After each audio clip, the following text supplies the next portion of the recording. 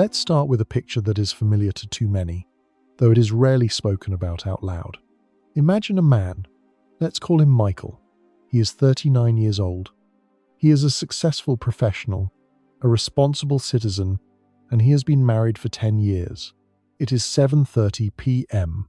Michael has just parked his car outside the house for which he faithfully pays the mortgage. The lights are on in the windows. Inside is his family, his wife, and 2 children. But Michael doesn't get out of the car. He sits in silence, gripping the steering wheel, staring at the front door of his own home. He takes a deep breath in, then exhales. He isn't just resting after work. He is gathering his courage. He is preparing himself. Because he knows, as soon as he steps over that threshold, he ceases to be Michael, a human being with dreams, opinions, and feelings. He turns into a function, a resource, an object that must perform tasks, meet expectations, and extinguish conflicts. Michael loves his family, but he feels infinitely lonely and exhausted inside an institution that, in theory, was supposed to be the source of his strength. And if you recognized yourself in Michael right now, even for a second, this video is for you. Today we are going to talk about a topic that triggers a storm of emotions, but one that must be discussed with a cool head. We are going to talk about why modern marriage has become an extremely risky enterprise for a man. We will break down the psychological and social traps that turn a partnership into an obligation. But I want to dot the I's and cross the T's right away. This video is not an attack on women. We are not blaming anyone here. Women often find themselves hostages of the same broken scenarios. Moreover, as a married man myself, I know happy, functional, supportive marriages exist. They are rare, like diamonds, but they are real. And if you have such a marriage, cherish it. You have won the lottery. However, we are going to talk about the rules, not the exceptions. We are going to talk about the risks that statistically and psychologically outweigh the benefits for the average man in the 21st century. We will talk about why freedom has become the new currency of success and why refusing a stamp in your passport might be the most mature decision of your life. First, the changing of the contract. To understand the problem, we need to rewind time and look at the structure. Historically, marriage was a clear social contract. It was a union based on complementarity. The man brought protection and resources, the external perimeter, and the woman provided care, home management, and emotional comfort, the internal perimeter. It wasn't a question of who is better. It was a question of survival and efficiency. What is happening today? The contract has been rewritten unilaterally, but the man forgot to receive his new copy. Look at the situation through the eyes of a modern man, let's say David. Society expects David to maintain the traditional male role. He must be the provider. He must be strong. He must solve problems, fix what is broken, and ensure financial security. If David says, "I'm tired, I want to be supported," he will be looked at as a loser. But at the same time, the traditional bonuses that a man received in exchange for his responsibility have disappeared. Coming home, David no longer enters a rest zone. He is expected to work a second shift. He must be an active father, a housekeeper, an emotional psychologist for his wife, and an attentive listener. And here arises the imbalance. The modern woman, and this is wonderful, has gained the right to a career, to self-realization, to independence. She is not obliged to cook dinner or create comfort if she is tired, and that is fair. But what is unfair is that the man is still required to fulfill his traditional duties as provider, plus half of the household duties, all while stripping him of the status of head of the family. The man turns into a universal soldier who owes everything to everyone, but to whom no one owes anything. He is a sponsor, a handyman, and a psychotherapist rolled into one, but his status in the house is often reduced to that of a naughty schoolboy who needs to be controlled and corrected. This creates a deep sense of injustice. Men feel cheated not because they are against partnership, but because modern partnership often looks like a game with only one goalpost, where your resources are shared, but your needs are your personal problem. Second, responsibility without authority. In management and organizational psychology, there is an unbreakable golden rule.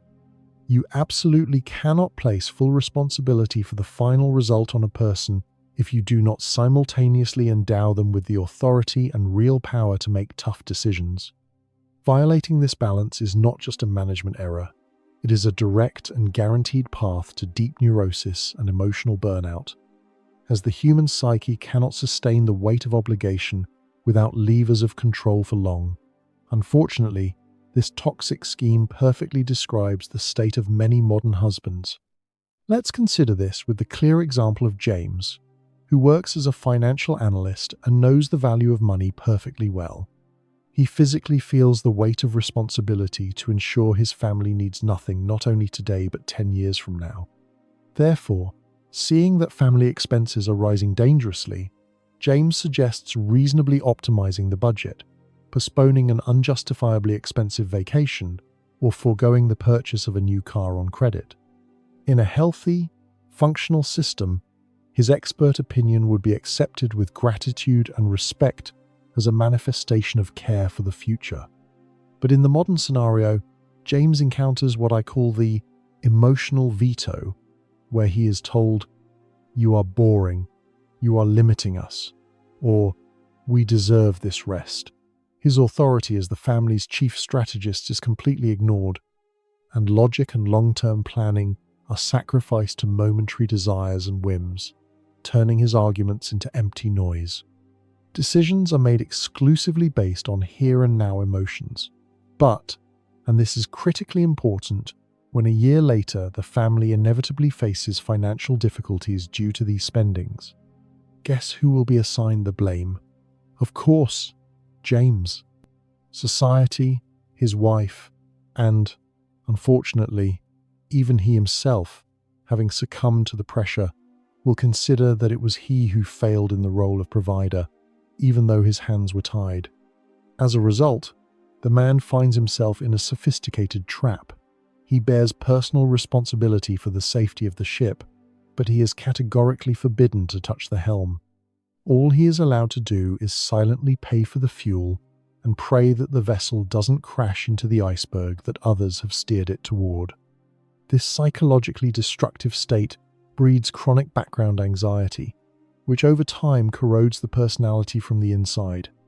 The man ceases to feel like a man because his main evolutionary function, decision-making and protecting the pack, gradually atrophies from disuse.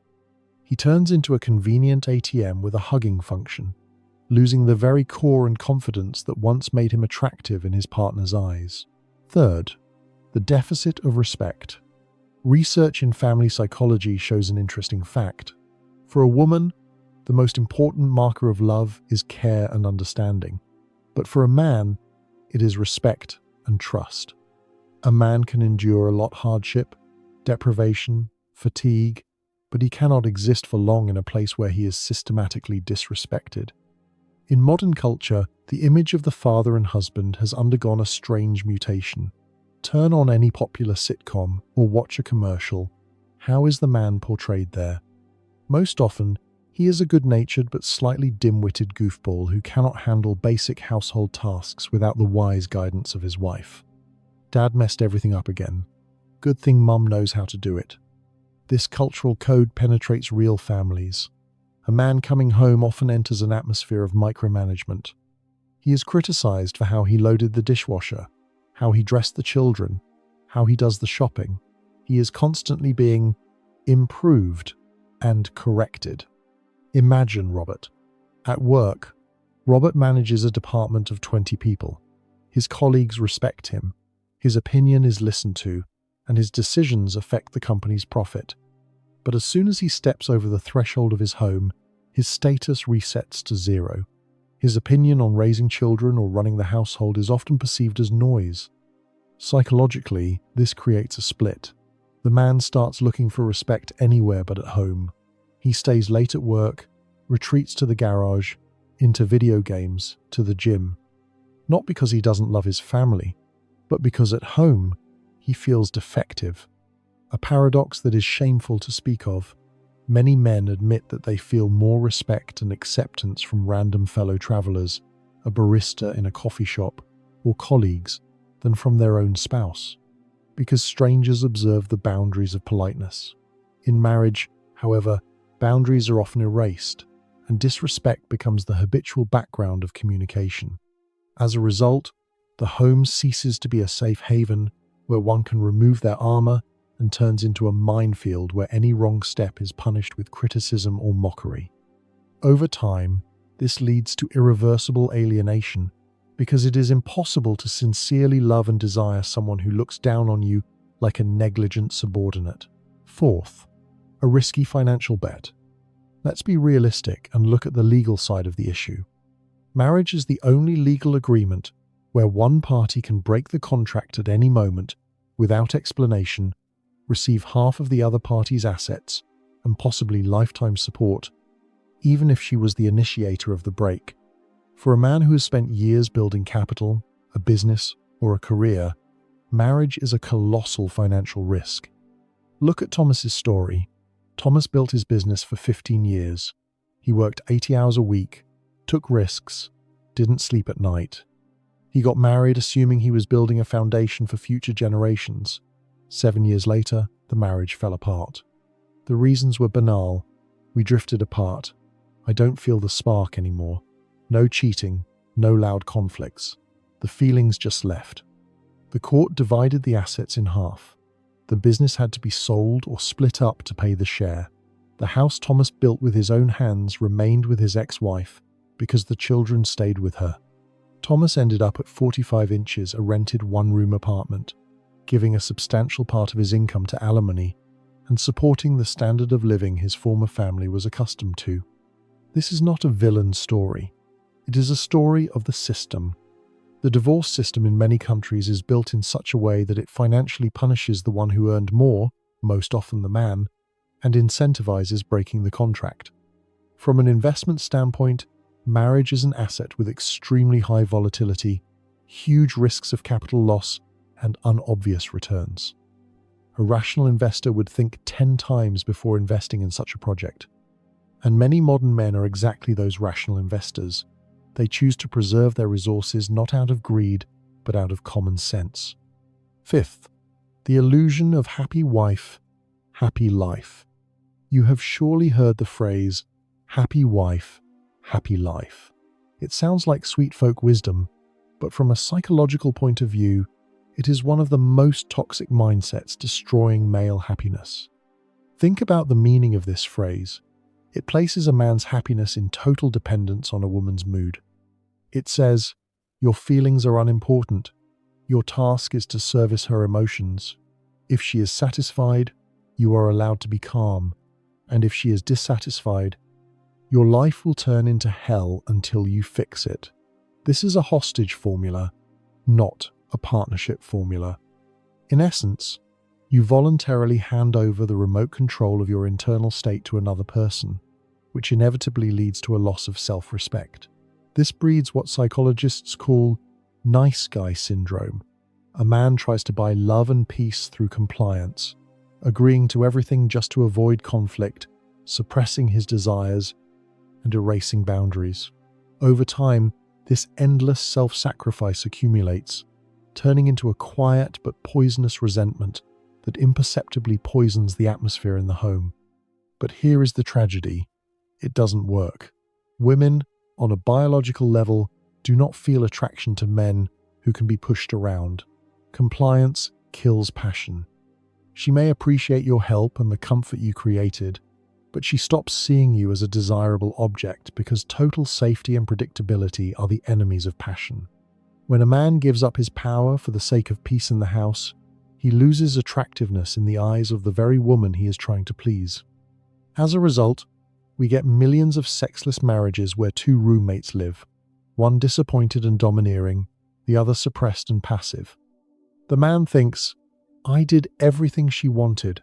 Why doesn't she want me? And the answer is simple, because she wanted a man, not service staff. She instinctively needs someone capable of weathering her emotional storm and remaining unshakable, not someone who instantly adjusts to her every whim. By turning into a convenient and predictable function, you, without wishing to, destroy the very polarity on which true attraction rests. Sixth, exceptions that prove the rule. I promise to be objective. Do happy marriages exist? Absolutely. I see couples who have lived soul to soul for decades. But if you look at these couples closely, you will see that they are not built according to the modern template of happy wife, happy life. In these marriages, the woman respects her man, values his contribution, and does not try to compete with him. In these marriages, the man is not afraid to take responsibility and lead, and the woman allows him to do so, trusting his competence. These are unions of two mature individuals where no one tries to assert themselves at the expense of the other. It is a partnership where there are shared goals, shared values, and, most importantly, mutual gratitude. But let's be honest, finding such a partner in the era of Tinder, narcissism, and a consumerist attitude toward people is a task of incredible difficulty. It is like looking for a needle in a haystack where every straw is a legal risk. The chance to meet your person exists, but the chance to make a mistake and fall into the millstones of the divorce system is statistically much higher. And it is precisely the understanding of this statistics that forces men to choose caution. After all, when not just possible disappointment is at stake, but half of the capital earned over a lifetime and the right to raise one's own children, the cost of a mistake becomes critical. In this game, one wrong choice can cross out decades of hard work, throwing you far back without a guarantee of recovery. Therefore, many rational men prefer not to sit down at the gaming table at all until they are absolutely sure that before them is that unique case where the union truly multiplies strength, rather than taking it away. They stop being guided by the fear of loneliness and start being guided by strict quality standards, understanding that it is better to preserve one's peace of mind solo than to destroy it in a dysfunctional pair. Such an approach changes the very dynamic of the search. The man ceases to be a beggar for attention and becomes a selective strategist who admits into his inner circle only those who truly deserve it. This is not a rejection of love, but a rejection of dangerous compromises that ultimately cost more than any money. Seventh, the power of solitude, why it's not scary. Society scares men with loneliness, persistently painting us an image of a sad old man in an empty apartment whom no one visits. This manipulative stereotype has been cultivated for years to support the system, but the reality I observe looks completely different. Men who consciously choose not to enter into an official marriage, or not to do it a second time, often turn out to be the happiest, healthiest, and most fulfilled people. Look at Kevin. He is 50, he is unmarried, he has his own business and his own hobbies. Instead of aging under the weight of unresolved family conflicts and routine, he directs all his free energy toward creation and personal growth. He travels, he plays sports, he maintains excellent shape. He has a circle of loyal friends and relationships with women, but these relationships are built on mutual interest and attraction, not on mortgages and obligations. Kevin is not lonely in the sense of isolation, he is autonomous. He has what many married men are deprived of: total control over his time, his finances, and his peace of mind. He wakes up in the morning and knows that his day belongs to him. He doesn't need to report to anyone and doesn't need to extinguish other people's emotional storms. This intoxicating feeling of complete sovereignty over one's own destiny returns to a man that drive and sparkle in his eyes that many hopelessly lose in their 30s under the oppression of domestic life. He doesn't need to make excuses for wanting to spend his earned money on a new motorcycle or investments rather than on a kitchen renovation he doesn't need. Freedom is a powerful aphrodisiac and source of energy. A man who knows how to be happy alone becomes a magnet for people. He is not looking for a woman to fill the void or wash his shirts. If he enters into a relationship, it is only because that specific woman makes his already good life even better. This is a position of strength, not need. Friends, I am not calling on you to become hermits, for love, intimacy, and the warmth of female companionship are wonderful things that make life brighter and fuller. But you must clearly understand the fundamental difference between living relationships and the institution of modern marriage, as these are completely different things. You can love, be faithful, care, and be an excellent father without signing a one-sided contract that puts you in a vulnerable position. A legal stamp does not guarantee eternal love, but it guarantees inevitable legal consequences if feelings pass, and for some reason, they forget to warn you about this when you apply for a license. Marriage in its current legal and social form is a product that is objectively poorly suited for a man, as it offers many obligations, few rights, and huge penalties for exiting the game. The smartest thing you can do is take off the rose-colored glasses and stop believing in fairy tales that a stamp in your passport will automatically make you happy, because happiness is always an inside job. If you meet a woman who shares your values, who respects you, who is ready to be an equal partner and not a princess, and who understands the risks wonderful, build a life with her. But if you are not sure, if you see red flags, or feel that someone is trying to bend you to their will, choose freedom, choose yourself, and invest in your development, in your health, and in your business. A man who values himself, his freedom, and his path will never lose. He can be with someone, or he can be alone, but he will always be whole. And that is perhaps the main goal worth striving for. Your self-sufficiency is the only asset that is not subject to division in a divorce and does not depreciate over time, remaining your foundation in any life storm. Remember, your life belongs to you, so do not give the keys to it to anyone who has not proven that they can drive carefully and with respect for the owner. Be wise, be strong, and most importantly, be honest with yourselves. And if this honest look at things resonates with you, subscribe to the Psycheria channel so we can continue to break down complex relationship issues without illusions.